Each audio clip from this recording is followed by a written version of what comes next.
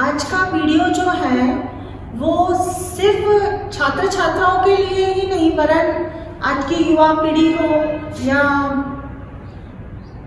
अन्य लोग हों, बुजुर्ग हों, तो इन सभी के लिए ये वीडियो जो है प्रेरित करने वाला है।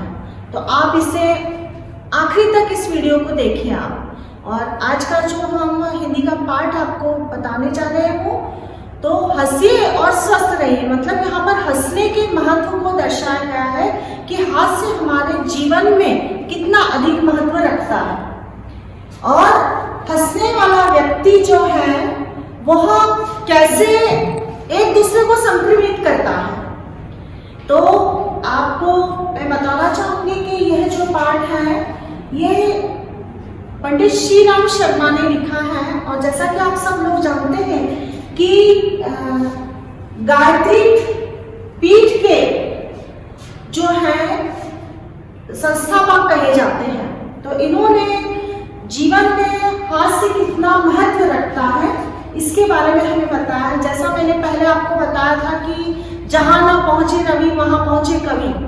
तो देखिए कवि जो है हमारे जीवन में जो रस है, और जैसा कि आप जानते हैं 10 रस हैं, तो अपनी लेखनी द्वय से कितनी सुंदरता से उनकी अभिव्यक्ति करते हैं कवि। और कहां कहां पहुंच जाते हैं कवि, जहां सूर्य की किरणें ना पहुंचती हैं मानव मन को टटोल लेते हैं। तो आप ये देखिए कि उन्होंने अपनी लेखनी द्वय से हंसने के महत्व को कितनी सुंदरता से यहाँ पर दर्शाया गया है। और वर्तमान जो हमारा जीवन है सभी का वो एक भागम भाग से भरा हुआ है और तनाव युक्त कहा जाए तो बेहतर है, क्योंकि आज का समस्त जो मानव की दिनचर्या है वो इससे ग्रसित है। तो यहाँ पर आपको बताने जा रही हूँ मैं उन्हीं की कविता के माध्यम से कि हंसना हमारे जीवन में कितना अधिक महत्व रखता है। तो समय समय पर जैसे आप वीडियो देखते हैं तो कविता कहानियाँ अगर आप ये देखेंगे तो निश्चित ही आप तनावयुक्त जीवन से आप बहुत ही जल्दी मुक्त हो जाएंगे। यहाँ पर हंसी को एक आध्यात्मिक वृत्ति बताया गया है। आध्यात्मिक वृत्ति जैसे कि आप जानते हैं कि आध्यात्म से अगर हम जुड़ते हैं तो हमारे मन मस्तिष्क की वो सफाई हो जाती है। मतलब दुष्विचार जो हमारे मन में होते हैं, जो तनाव होता है वो पूर्ण रूप से खत्म हो जाता है।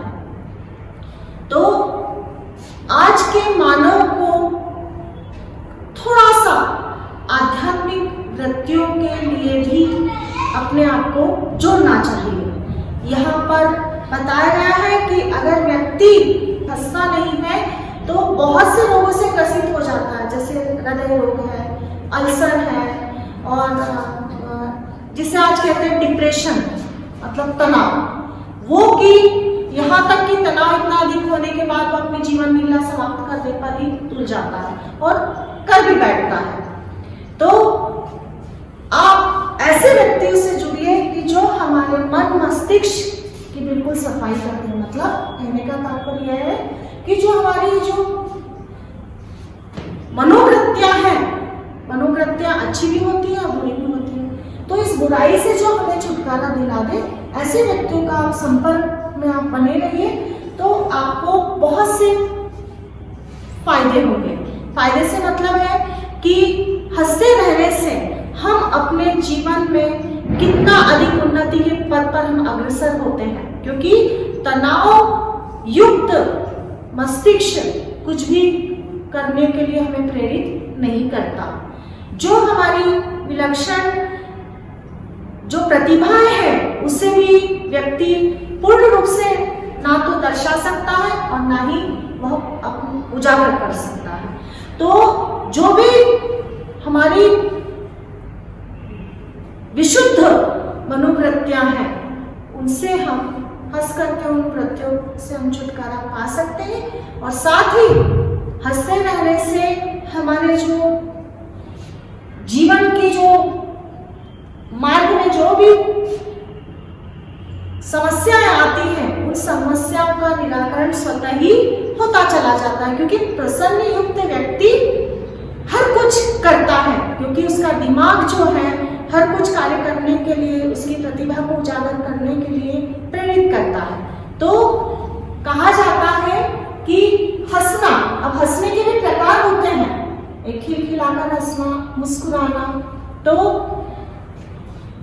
खिलखिलाकर हंसना, मुस्कुराना कैसे भी है, तो अपने आपके चेहरे की, आपकी जो आभा है, जो सुंदरता है, आपकी शरीर की जो सुंदरता है वो बनाए रखता है।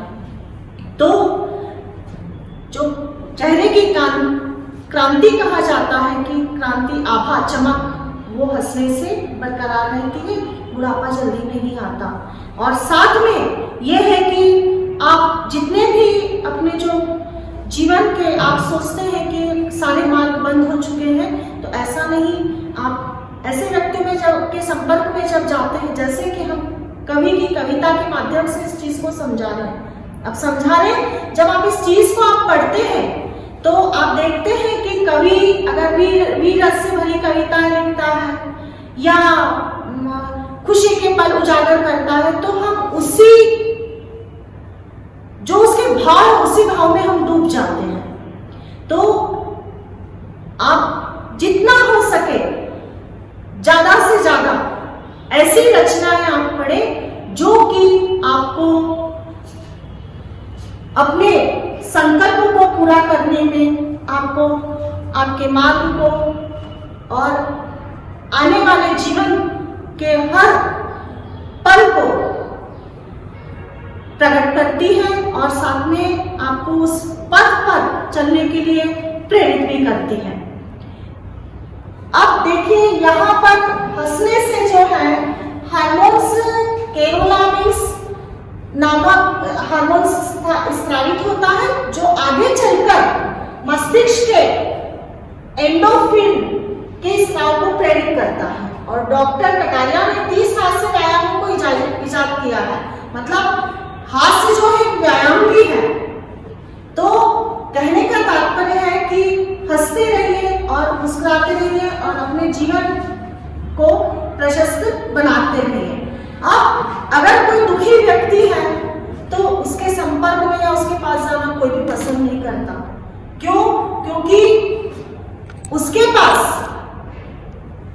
पास किसी को कुछ देने के लिए कुछ भी नहीं है। उसके संपर्क में जो भी कुछ आएगा, जो भी व्यक्ति आता है, तो वह व्यक्ति उसी के संपर्क में आने से वह भी दुखी होगा, क्योंकि उसके पास हंसी नहीं है, हास्य नहीं है।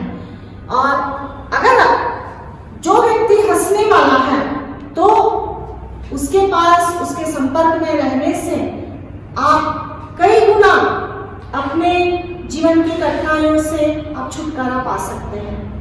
तो यहाँ पर पंडित श्री राम शर्मा ने अपनी लेखनी से बहुत ही सुंदरता से हास्य की विशेषताओं को यहाँ पर बताया है। मैं इसे एक बहुत ही सुंदर उदाहरण नहीं कह सकते इसको, क्योंकि ये भगवान श्री राम से संबंधित है। तो जब भगवान श्री राम को वनवास दिया गया था तो उन्होंने सहर्ष स्वीकार किया था और सहर्ष वो वन की ओर प्रस्थान किया उन्होंने। अब ये देखिए 14 साल में उन्हें ऋषि मुनियों का सानिध्य, प्रकृति का सानिध्य और बहुत से ऐसे लोग आए, जैसे सुग्रीव है, साथ में विभीषण है, वो दुखी थे। लेकिन आप देखिए कि भगवान श्री राम के संपर्क में आने से उनकी समस्त विपदाओं का नाश हो गया। तो आप ये मत सोचिए कि ये तो भगवान है। भगवान नहीं, भगवान ने स्वयं नर लीला करके मनुष्य को ये सिखाया है कि मैं तो खुद नारायण हूँ, लेकिन मैं भी जब इस दौर से गुजरा हूँ तो कितने प्रसन्न मन से मैंने हर परिस्थिति को मैंने स्वीकार किया है। तो ये हमें प्रेरणा देता है, भगवान राम का चरित्र हो या भगवान कृष्ण का चरित्र हो। तो आप ये देखिए कि अगर विषम परिस्थितियां भी आती हैं हमारे जीवन में, अगर हम आध्यात्मिक दृष्टि से भी देखते हैं भगवान श्री राम के चरित्र को ध्यान में रखते हुए, तो आप देखिए 14 वर्ष का वनवास कहां से कहां भगवान श्री राम की आज हम पूजा करते हैं। क्यों? क्योंकि उन्होंने हमें बताया है कि विषम परिस्थितियां हमें बहुत कुछ दे जाती हैं, और भगवान श्री राम जो है कभी उनके चेहरे पर विषाद की रेखाएं, कभी रामायण भी अगर आपने पढ़ी है और ना भी पढ़ी तो आप पढ़िए, कोई चौपाई में ऐसा नहीं आपको बताया गया है कि वहां प्रभु श्री राम को विषादों ने छुआ है। तो इसी उदाहरण के माध्यम से आप भगवान श्री राम कृष्ण के चरित्र को आप आत्मसात करें, और आज जो मानव तनावग्रस्त जीवन जी रहा है इससे आप निश्चित ही मुक्ति पा सकते हैं। और हमारा प्रयास भी यही था कि इस कविता के माध्यम से आपको समझा सके। आज के युवा वर्ग के लिए ये बहुत मायने रखता है। तो जैसे शरीर की सफाई हम नहा धोकर करते हैं, वैसे ही हमारे मस्तिष्क की सफाई आध्यात्मिक की ओर हमारा रुझान रहे तो निश्चित ही हमारे मन मस्तिष्क की सफाई होती रहेगी और साथ ही हम प्रसन्नचित्त हमेशा बने रहेंगे। तो ये वीडियो आपको कैसा लगा है आप हमें बताएं, और सदैव हमेशा हंसते रहें।